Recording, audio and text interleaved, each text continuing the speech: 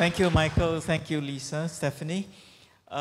We do have some time, so let's try to make full use of it. Let's open up with maybe just a few questions to get the ball rolling.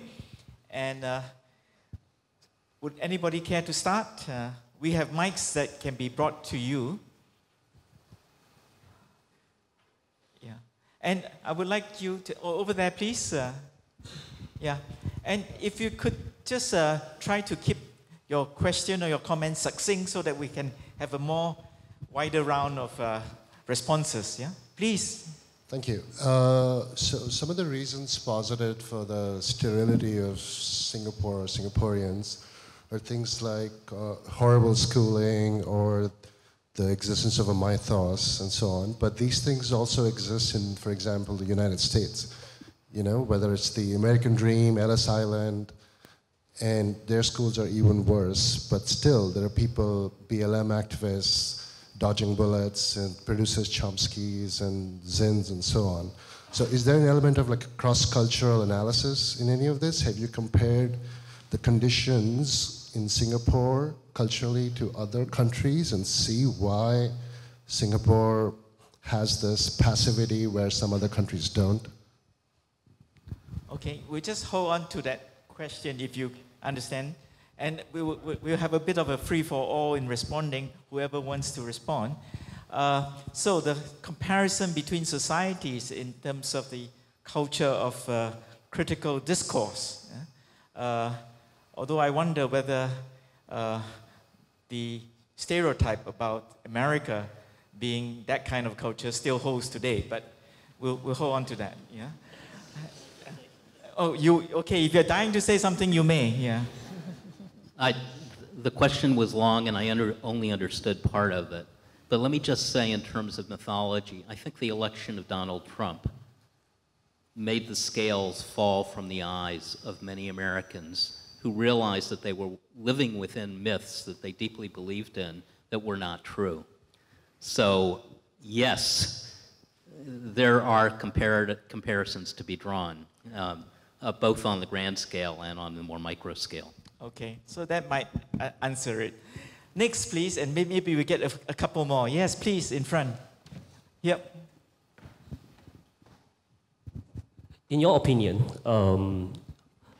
how do you think when will all these agonies of the civil rights to be ended? For example, we take the case of, for example, Pink Dot right now, the controversy, civic rights of the animals, like cats and dogs being abused, and most importantly, the civic citizenship has been hijacked. So how do you guys think when will this be end, and what will it take to end all these, I call it the lesser evils? Thank you. All right, just hold on to that. Is there another question or comment along those lines, please?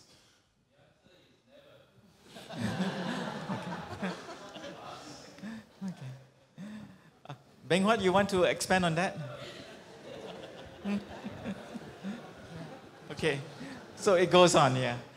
Okay, well, you may respond later. Next question, please. Or next comment. Yes, behind, a mic is coming to you, I suppose. Please raise your hand. Yeah. No, hang on. Let's do this one in front. I just, yeah. Yes, please, go ahead. And let's try and keep it to the point. Hi, very general question. If truth is complex, how does one construct a narrative that is general enough to be true and yet not a myth? Oh, okay. So, can you guys just take 1 minute to digest that? We are just counting on you, okay? It's all right, huh? You got it? Just hang on now. Behind, yes, please. Yeah. Good evening. I'm just wondering whether there are any current myths that can be addressed. Whether the myth of whether Singaporeans are not ready for a prime minister that's non-Chinese. Okay. And, all right. And also whether race plays an important, whether Singaporeans can look beyond race when it comes to elections. All right. So I think it's getting a little heavy going for the moment. So we should try to quickly address and then move on, right? So actually the two questions are kind of connected because it's got to do with the relationship between truth and myth. And the question is more specific about race as a category for thinking about what is possible or not possible in any given time and space. Yeah? Would any of you care to comment? Hi, first of all, I'd like to say that the editors and the writers are here, and it would be great to hear from them because I don't think I'm qualified to answer any of these questions that you've just raised. But what I would like to say about the race issue is that when I was looking at the CNA IPS survey, that this was published, I think, earlier this year, what I found interesting was that Singaporeans are more concerned about the race of their maths tuition teacher than their leader.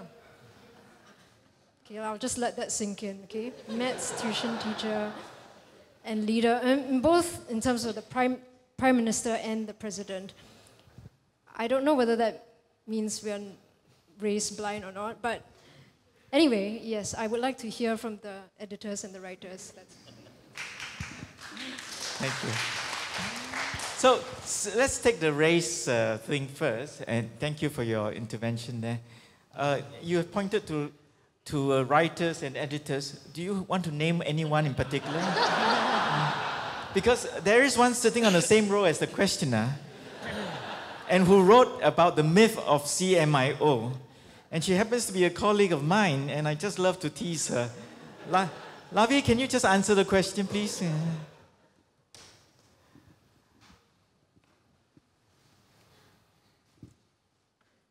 Thanks, Kian-Wen, for putting me on the spot. But well, I think that's a really difficult question to answer, right? I mean, I can't speak on behalf of all Singaporeans, but I think the reason why you're asking this question is because we have such a racialized policy, right? We have race inscribed on our ICs, on our ID cards, which is very unusual if you ask my German colleagues, right? They were horrified when they saw that. So I think, you know, the fact that we have to ask that question is in itself problematic. And I think we are moving towards a more unified national identity that moves beyond racial categories. That's what I think, and that's what I've been finding in my research. But you know, maybe it's one of these emergent ideas that one of the speakers was talking about. So I hope that's towards your answer. Okay, so we might be moving beyond race except for the math teacher. Okay, I think we can go on a little more, but let's not forget that earlier question which seemed a little philosophically profound. Did any of you get it? Okay, could we trouble you to just say it again in English translation maybe?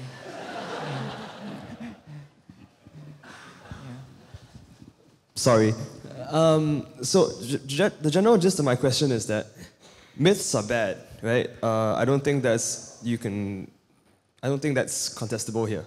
But if truth is complicated, any narrative we have will necessarily generalize to the point of leaving out very important and necessary facts. And so, therefore, when we go to a narrative which an entire nation can adopt, even a nation as small as Singapore, we will necessarily leave out some very, very important facts. And these omissions might render these narratives themselves myths. So if we're talking about combating the current myths, what about the possibility of combating the future myths that come out of the void that we are trying to fill right now?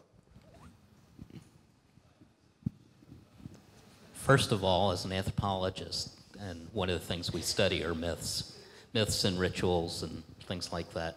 Myths are not necessarily opposed to truth. Myths are usually social charters for social action. They legitimize the way in which people within the society, often the elites, often people who hold power, that's called hegemony, want people to understand the naturalness of the world. One of the ways to combat narratives, strong narratives, I think, my own practice, is not to show how they're wrong, to argue with them, because by doing that, you're already ceding the basic grounds to that argument, but by telling better stories, telling alternative stories. So the question that was raised earlier about whether or not there should be a single myth is precisely the point. The more myths, the more narratives, the more stories, the better off we are. And then they can, then you can inquire as to the politics of who's disseminating what and how they're being disseminated. And as I was suggesting, the grounds on which one does those contestations in today's media world are quite different than the simplistic notions that we had at the beginning of the 20th century, where people drew up charts of true-false tables. That just doesn't work in society. Society is much more complicated than that, and we all know that by the way we live our lives, right? And how we deal with stories.